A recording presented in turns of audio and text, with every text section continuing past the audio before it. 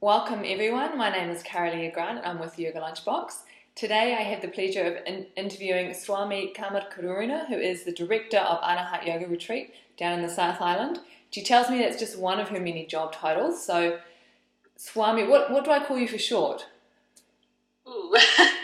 I get many different Swami KK, Karma Karuna. Not Karma, because I have enough of that I'm working through, so one of the other ones, please. I like Swami KK. It's kind of short.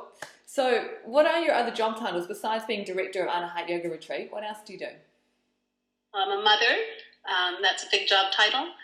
I travel and teach around the world, so that keeps me pretty occupied. I do a lot of the admin behind the scenes here at Anahata, and probably the list is endless. Now, how did you become a yogi or a Swami? Because I thought, to me, a Swami sounds like a masculine title, but obviously it's not. So how did you get into yoga, and how did you end up becoming a Swami? I feel like actually from quite a young age, I had a tendency towards spiritual life. So even at the age of 19, I had met actually a Swami when I was waitressing in Hawaii. And I spent a few days taking him and showing him the area. And at the end of my days with him, he said to me, "You will come to the Himalayas." And he had actually put a Guru shawl on me, and he said, "You will come to the Himalayas." And I have a picture of me as a 19-year-old with this Swami, and I had no idea even what a Swami was. Oh, wow. I hadn't tried that, so there was no connection yet to that aspect. But I was really searching at that point. I started to search more. And I tried, Buddhist practices. I fasted for Ramadan with some Muslim friends. I did, Tai Chi, and I went to the spiritual church. So I really was looking for something, and I didn't quite know what. And I spent about 2 years traveling, and at that time, I came across many different experiences, and at the end of that time, when I thought I was going home, things just shifted within a very short time, and I met Swami Muktidharma in India, and the rest is history, so to say, so to speak. It manifested itself. It didn't feel like it was me trying to create anything. So you have studied in you've studied in the Satyananda tradition. Yes. So how would you describe that tradition for people who don't know about it? Yes, it's a very integral approach to yoga. So often people think yoga is just touching your toes, and that's a very small part of yoga. But in Satyananda Yoga, we really focus on all the different branches. So we have, for example, the Hatha Yoga, which is the cleansing practices and the stretching and the breathing practices, but we also have, for example, Bhakti Yoga, so it's the way to direct the emotions through, for example, chanting, through focusing our activities in seva or selfless service. That becomes part of Bhakti Yoga. Karma Yoga, so the yoga of action, so every action, even now speaking to each other, that becomes part of yoga if we're present.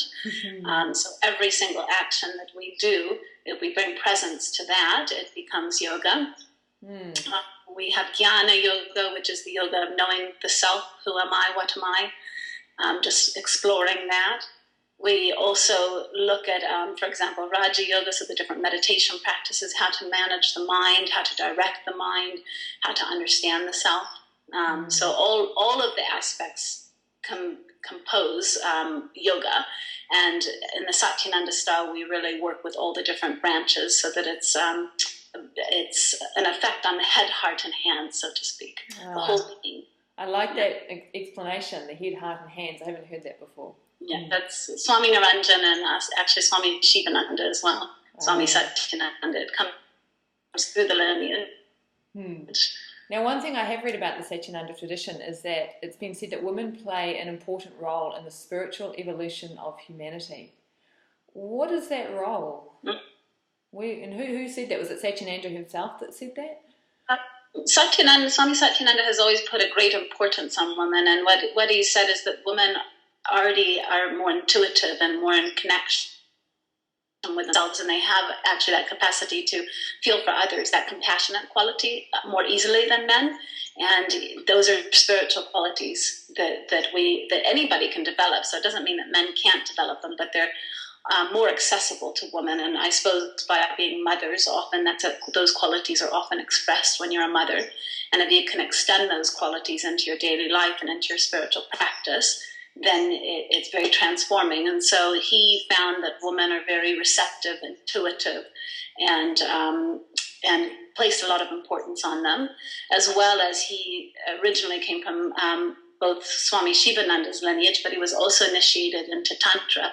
Mm-hmm. And in Tantra, women are given a very great importance, and they're actually the gurus. They're the ones who pass on the initiation, who kind of guide the relationship between the man and the woman, the guru-disciple. And I don't mean in the sense of the tantric tantras in the West, so it's not just about sexual tantra. That's a very small aspect of tantra, but tantra is the expression of any experience in life, which of course sexual interaction is part of our life. So any experience in life can become part of what helps you to grow and transform. Tantra meaning coming from the words Trayati and Trinoti, which are liberation and expansion of energy and consciousness. So we're working to anything that expands and liberates us is a part of Tantra. So anything to do with the chakras, yoga nidra, even the Hatha yoga practices. So many practices that people do on a daily basis are actually considered tantric practices. And in the tradition, women would pass those practices and pass on the initiation. So they've been given great importance in that way. So just to sort of ground us in time as such, would you say then Tantra is older than yoga, isn't it? Is it? Yes. Now, I have to just kind of say I'm not much of a historical yogi. Much of what I share and teach is really my own experience. But I can say that Tantra comes first, and yoga came out of that. Mm-hmm. And it's said that Tantra is the mother and yoga is the daughter. And Tantra is the philosophy, and yoga offers the practices as well. Okay, that makes sense. So when you say that the woman initiates the man in the tantric lineage or way of doing things, what does that mean exactly? Again, that's not really my experience, so I don't feel like I could accurately speak on that. I haven't been initiated in that way, so I don't feel like I should be the one to speak on that. Okay, all right, we'll leave that one aside. One thing that you have been doing a lot of speaking on lately is yoga and the sacred feminine, right? You did a workshop, a retreat just recently, and I know that you're going to be doing the same retreat in Wellington next February. So yoga and the sacred feminine, what is the sacred feminine? How I relate to it is that it's different aspects of ourselves. So it's the sacred feminine is actually within each and every person, not just a woman, and their qualities. And so in the sacred feminine, we celebrate and we try to work with the different qualities within us. So you can use the Indian images, if you like, just as a representation, as a symbolism. For example, you have Lakshmi, who has jewels at her feet and food and fruits, this type of thing, money, and she represents abundance. We have that within us. We all have the quality, the capacity to be abundant, but when our mental patterns or our societal hang-ups kind of block us, then we don't express that abundance, for example. Or Durga, who's considered the removal of difficulties, the veil of illusion. She rides on a lion with strength, and she cuts away all the different the aspects that stop her in the path. So we have that capacity. Each and every person has the capacity to walk through life, and whatever difficulties there are, face them head on and move through them. And so for me, when I share about sacred feminine, a lot of it is really about accessing those aspects of ourselves, and we use the yoga practices to do that. So we work with, for example, mantra, the different mantras that represent those energies. We work with yantras. So in this example, we might use the Durga yantra to awaken that quality of strength within us. We also do, for example, postures that relate to the woman's body. A lot of work with the pelvis, creating strength, working with the core, the navel area, opening through the heart space to kind of ignite the compassion. So in this way, using the practices, the postures, the breathing, to basically get in touch with ourselves. And for me, the sacred feminine is already within us, but in our society, we haven't honored that aspect. We've been blocked. We have patterns that have stopped us from maybe living the way we fully want to. And so it's about awakening and touching into those aspects of ourselves. So within yoga practicing, when we're talking about the gods and the goddesses, like you mentioned Lakshmi and Durga and of course Kali, these aren't deity beings that exist outside of us that we are worshipping, are they? What you're saying is these are aspects of the God self within that we seek to liberate? With that I relate to them. If you're a Hindu in India, then perhaps their relationship with them is perhaps a God outside of themselves. But how I can relate to them personally, and coming from my cultural perspective, coming from my different experiences thus far, is that they're qualities. They represent qualities within us, whether it's a goddess or a god. You think of Shiva, for example, that represents the highest consciousness. That's how he's described. So we all have a higher consciousness. We don't always express it or connect into it. But if we can utilize the practices, then we can awaken ourselves to that. We can open ourselves to that. You think of Ram. He was considered kind of like the perfect human being. So we can perfect ourselves. We can begin to evolve ourselves in such a way that we express from our highest point of view. So like that, that's how I relate to them. So when we're looking at these aspects of divinity, I guess you could say, Tantra and yoga talk about Shiva and Shakti, and that represents, if I'm right, the masculine and the feminine within us? Yes, it does. So, and again, that's why I say that this is all both within us. So it's not that the sacred feminine is only within a woman and the sacred masculine is only within a man.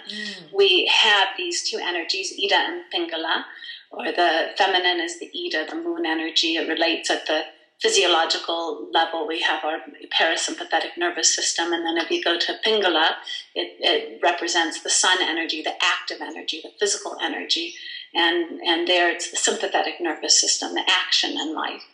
And so we have these two aspects of ourselves, and in fact, Hatha yoga is that. It's trying to bring the sun and the moon into balance. So that is to purify, to awaken energy within our nadis, and when they are purified and awakened, then we have the balance, and when the balance is there, then the spiritual energy awakens, the highest energy.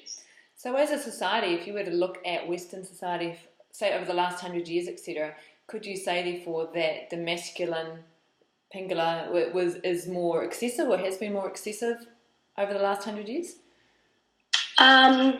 I think that both are out of balance. Actually, I don't know that it's necessarily more accessible. Certainly, you look at the corporate world, and it's very Pingala oriented, but also mental energy out of balance, which you find a lot of mental energy out of balance as well. A lot of mental challenges, stress is also can be mental energy out of balance. So I don't think it's necessarily that it's only Pingala that's more accessible. I just think that the lifestyle that we're living, the fast pace, the constant pressure, it brings us all the time into the senses, and actually we're not in touch with either energy. We're not in touch with ourselves. We're not in touch even with our own breath. We're not in touch with how our body feels until we get into the hospital. So I think both are out of balance within the society, not just one or the other. Right. So when you say that we live mainly in our senses, let's talk a little bit more about that. We're not in touch with ourselves, we're living in our senses. What are you meaning exactly? I mean that we're experiencing what we taste, what we hear, what we smell. We're constantly stimulated by the different experiences. Our cell phones, our emails, our talking with each other constantly outside of ourselves. And there's very little touching in and seeing, okay, where am I at? And it often, unfortunately, takes crisis for us to actually touch in and say, I need to, for example, maybe do a half an hour yoga nidra and regenerate my energies today, or to take just a little bit of time to chant a mantra to bring the mind into balance so that you could more easily deal with your partner or the situation that you're in, or your work, or your child who might be screaming and doing something that's very normal for a child, but then as a parent you're reacting because you're not in balance yourself.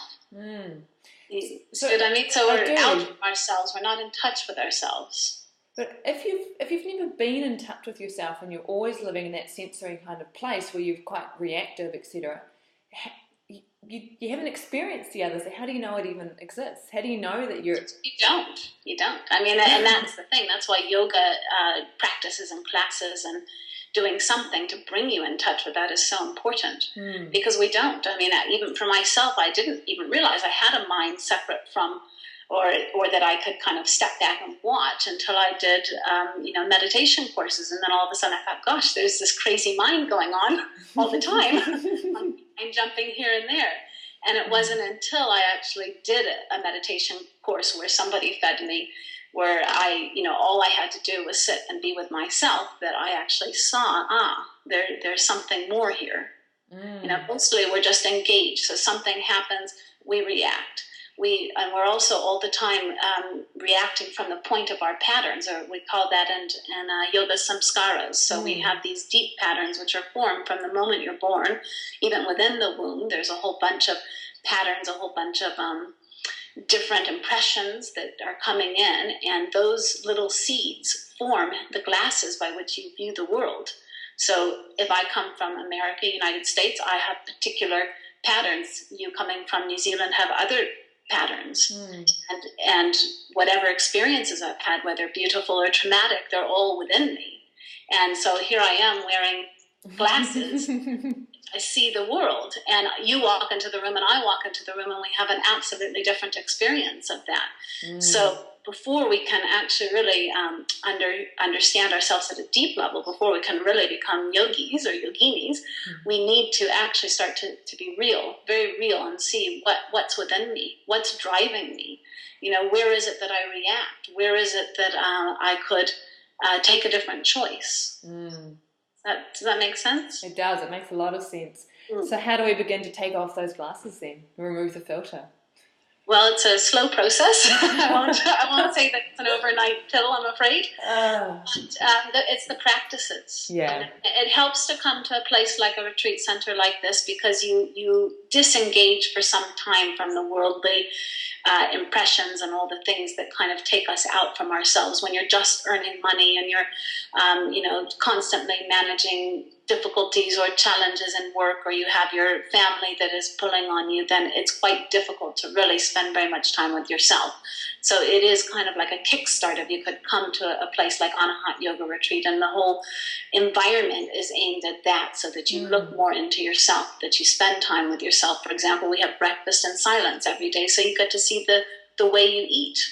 What is your pattern in front of eating? In our society, mostly we're engaged in conversation. It's a social experience, or we're running down the street eating a sandwich these days, or we're quickly eating because we've got a meeting. So there's not very much presence even in front of the most basic of experiences. So in an environment like this, you have a moment to actually think, here's my pattern in front of eating. Here's what my mind's doing while I'm eating. So that's very valuable, these type of experiences. And then, of course, if you couldn't do something like that, then simply practicing yoga, going to a yoga class, starting a daily practice, even to just have 10 or 15 minutes every day where you check in with yourself and you spend a few minutes with yourself, that will start to give you that understanding. And one of the very powerful practices for starting to really see how our patterns are and how they drive us is called antarmona, or inner silence meditation. It's a bit similar also to the Vipassana technique that many people know, or mindfulness meditation. And in that practice, what you're doing is you're instead of engaging in the senses, engaging in all the different experiences, engaging in the emotional expressions, one starts to step back from it. So as if you're watching yourself in a movie.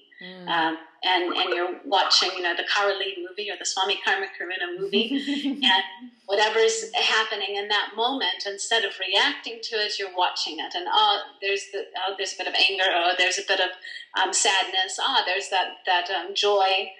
But not that you don't experience the emotions. You can experience the emotions because we're human beings. We're in a body, but you don't get lost in it. And that's the difference. At the moment, most of the time, we're actually lost in whatever we're experiencing. We're not able to step back and see it as a movie. So we really try to develop that witness, and through the witness, one begins to see, there's the way I respond in that situation.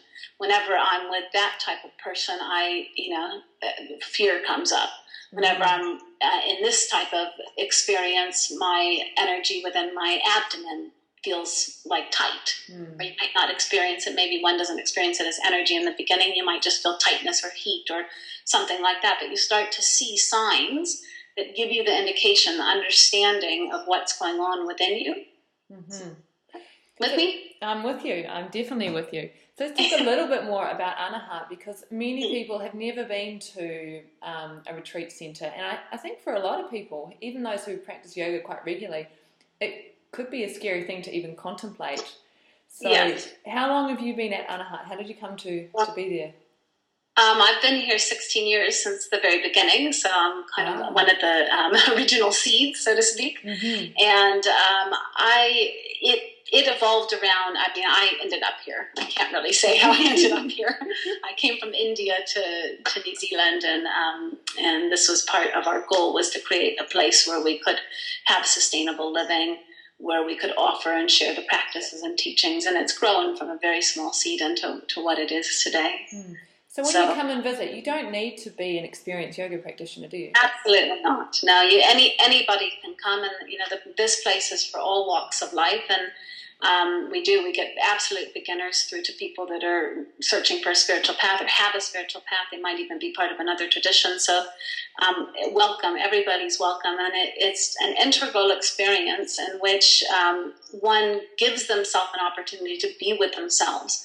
And it doesn't mean that you have to all of a sudden kind of, wear orange like I am, or do anything like that. You just take what works for you. So we offer, in a way, like a smorgasbord of practices, and different practices are necessary for different types of people. So if you're a very activated person, you probably need more calming practices. If you're more, don't have much energy, maybe, tired a lot or depressive type of energy, then you're going to need activating practices. So here you get an experience of the different type of practices. And then the aim is that you take away the things that will work for you. And not everything is for everybody, but there's always something for everyone.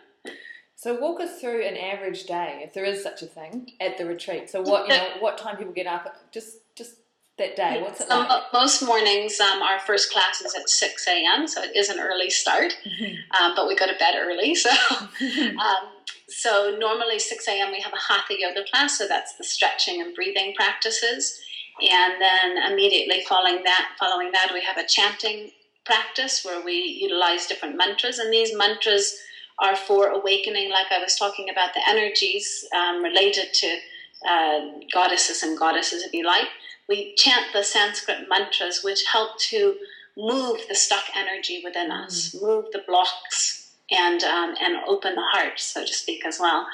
And so we work with those mantras, and then we would go, depending on the type of retreat stay you have. If it's an intensive retreat, then it might be a particular practice or a particular session talking about the subject, etc. Or on a normal day, most of us would go and do what we call karma yoga. So that's working with meditative awareness. So it can be anything, sitting in front of the computer, working in the garden, chopping wood, cooking the meal. And as a guest, we invite all people to partake in that. Although as a guest, it's not a requirement. It's a personal choice, but it's an amazing practice because it's the attitude of awareness, the attitude of mindfulness that you can bring back into your own life. So it's very powerful. It's not because we want the retreat clean that we offer that practice. It's something you can bring back into your daily life, so that when you're doing your dishes, when you're chopping your wood, when you're managing your co-worker, you have a tool on how to be present in front of that, how to be how to use that experience to actually expand yourself, so that yoga becomes not just something you're doing on the mat, but something that you're doing every moment of your day.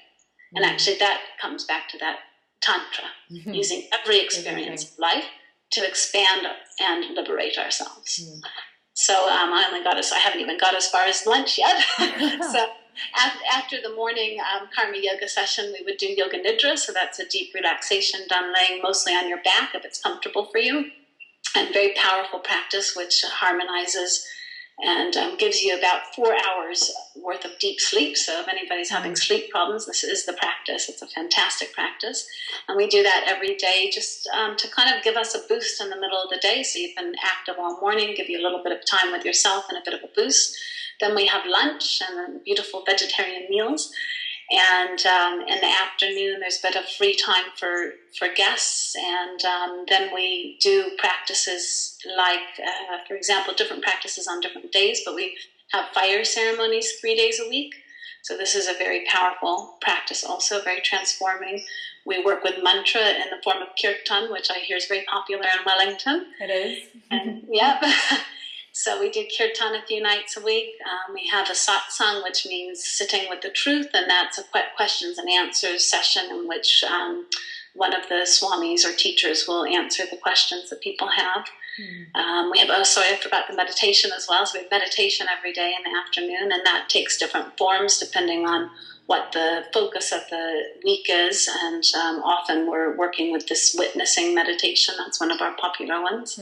But all sorts of meditations. It might be on the chakras. It might be with the breath.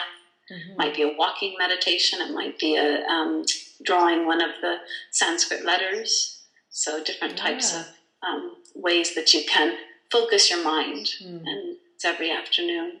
So it really is an opportunity to just immerse yourself in a wide variety of practices, isn't it?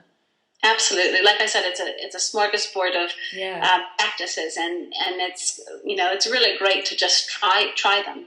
And often people think, oh, I'm not sure about that one, but it might be the one that just awakens something in you or makes you feel really relaxed and really positive, and that might be your practice. And what happens when people have a reaction against something or really don't want to do it or want to opt out or get, triggered? Does that happen? That definitely happens. No, there's nothing that anybody has to do. It's always a personal choice. So if they don't feel to do it, they're welcome to not do it.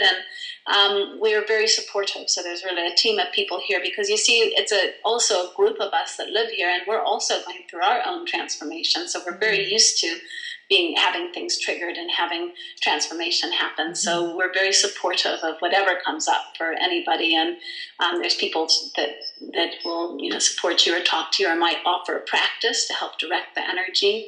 And most of the time things do come up for people, but it always shifts. Right. I've seen very few people who have left unhappy. So. Thank you. So one final question. What are you really excited about for the coming year? My goodness. There's so many things. Yes, I mean, at Anahata we have a lot moving, a lot going on, and new programs being developed, so that's exciting. And I suppose one of the things I'm really looking forward to is in India, which is our main center. It's the World Yoga Convention, the 50-year jubilee of Swami Satyananda, who's the one who's inspired the teachings that we share. And it's a 50-year celebration of his main ashram. And people will be coming from all over the world, eminent scientists and yoga researchers and spiritual personalities. So it's quite a big event. So I'm looking forward to that. That will be quite amazing. Yeah, that sounds. And I'll look forward to coming up to Wellington and seeing all you Shaktis. Thank you. Thank you for taking the time to talk to us. It's wonderful to hear all these things. You explain it so succinctly and clearly. So I really appreciate the information and the joy that you've shared today. So, well, thank you very much, Carly. It's wonderful to finally get to talk with you. So.